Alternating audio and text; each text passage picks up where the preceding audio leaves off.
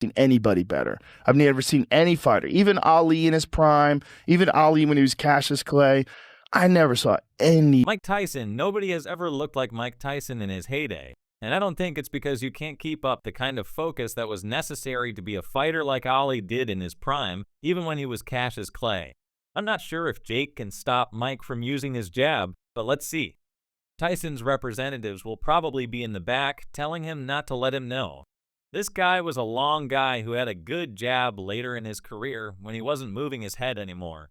He'll be twisting those arms restlessly in anticipation of the upcoming sparring match between Mike Tyson and Jake Paul.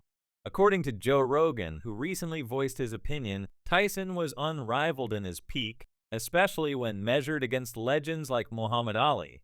In his later years in the ring, Rogan recognized that Tyson had trouble with taller opponents who had good jabs, especially after he stopped utilizing his head as often. This raises the first question that Rogan is eager to have answered. Can Jake Paul contain Tyson with his jab? However, Carl Froch, the former middleweight world champion, has publicly voiced his concerns about the fight. He called out Paul for not being a true fighter and made fun of Tyson, who is now 58, for coming back into the ring.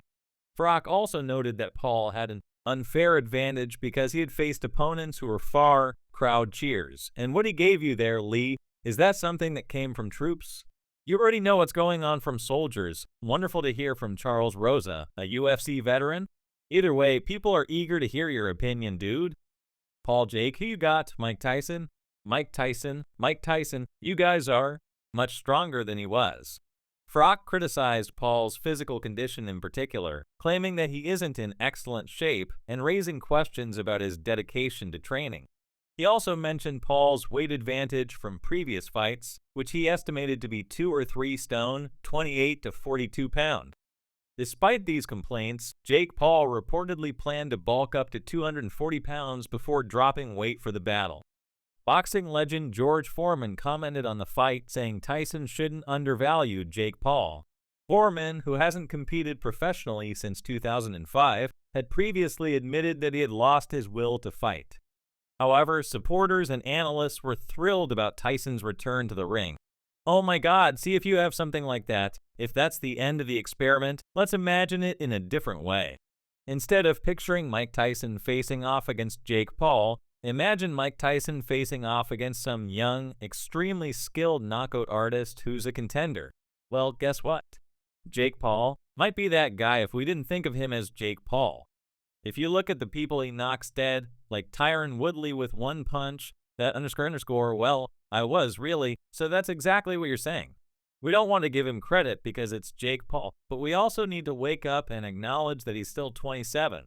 He also told Tyson to be cautious because getting older could have associated risks.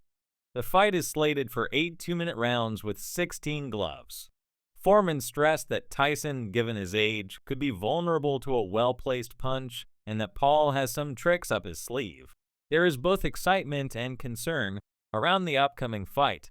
Some, like Jake Paul's buddy in combat, Anthony Taylor, who has watched Paul's boxing career from the beginning, has persuaded Tyson to reconsider in order to safeguard his health.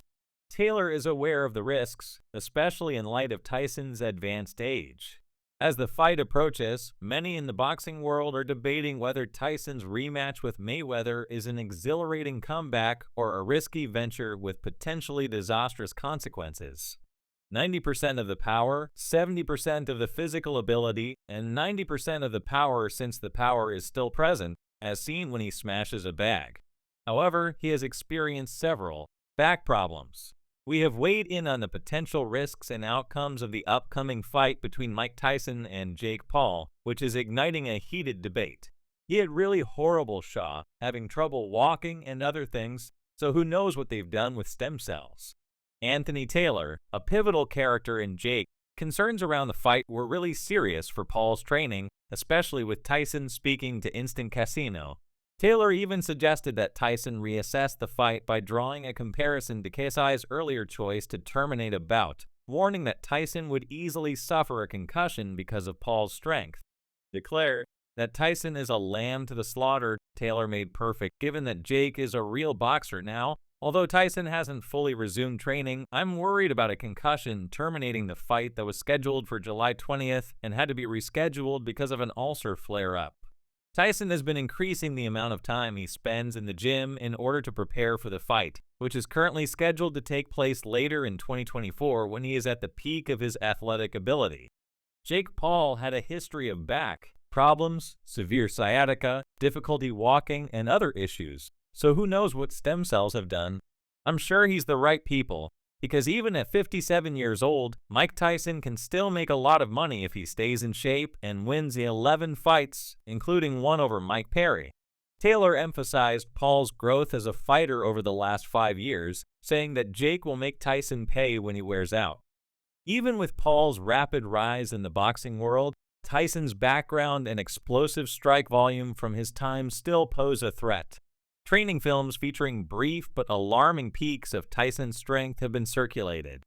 Jake, who has incredible cardio, pointed out that Tyson, who is currently 58, will probably tire out fast in the ring, and compared Paul's approach to Homer Simpson's well-known move from The Simpsons, which involves taking punishment before knocking out a tired opponent. Though Paul has openly said that he is strong enough to take on Tyson, he believes that Tyson is underestimating his talents. Paul says, "I know I will be able to. I was born a heavyweight moving up into this weight class, and proving to Mike that I am stronger than him is what I was meant to do." Paul used to say that, but these days I think people are starting to change their minds. The way I see it, if this kid wasn't a YouTuber, if he wasn't someone you knew from when he was about 16 years old on YouTube, and you just watched him box and knock out former UFC champions, beat respectable boxers, beat athletes, and beat a number of MMA fighters, you would think, this kid can __ fight. If he were just an up-and-coming boxer who was this exciting, highly promotable, really good at selling fights, he would be like this, someone who acknowledges his fear but views the struggle as a test of true fortitude, and who also expresses his recognition of the severity of the task ahead.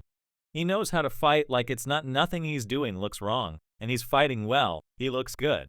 I know it will be challenging and that I will have to overcome obstacles. I may even go to the canvas since I am aware that even though I am afraid, that won't stop me from attempting, rather, it will force me to face my fears. Boldly, that's the mark of extraordinary bravery. After defeating Curtis Blades at UFC 304, Paul announced Tom Aspin talked about Jake as well. When Paul Aspin discussed YouTuber-turned-boxer Paul with the former unified IBF and WBA super middleweight champion Jake Paul, he said, "There's no way in hell that Jake Paul would survive against the Mike Tyson that beat Marvis Frazier. That was Mike Tyson's most memorable fight. It took place on ABC Wide World of Sports, and Joe Frazier had been saying, if he was in his prime, he'd beat Tyson. So he had his son take on Tyson, and it was an execution. Tyson was terrifying. He was so fast, and he would do angles, and he was bobbing and weaving. You couldn't hit him, and he was young. He was 20 years old at the time that no one could stop him." Even though Aspin admitted that he may have first misjudged Paul, he still believes Paul is not on the same level as a genuine world boxing champion. Aspin also counseled Tyson against the bout, citing its high risk, especially in light of Tyson's advanced age and potential dangers related to Paul's stamina and strength. While many experts seem to concur that Tyson is a formidable opponent because to his background and legacy, the significant age gap between Mike Tyson and Jake Paul, who is 27 years old, raises serious concerns about the upcoming fight as Tyson gets closer to 60.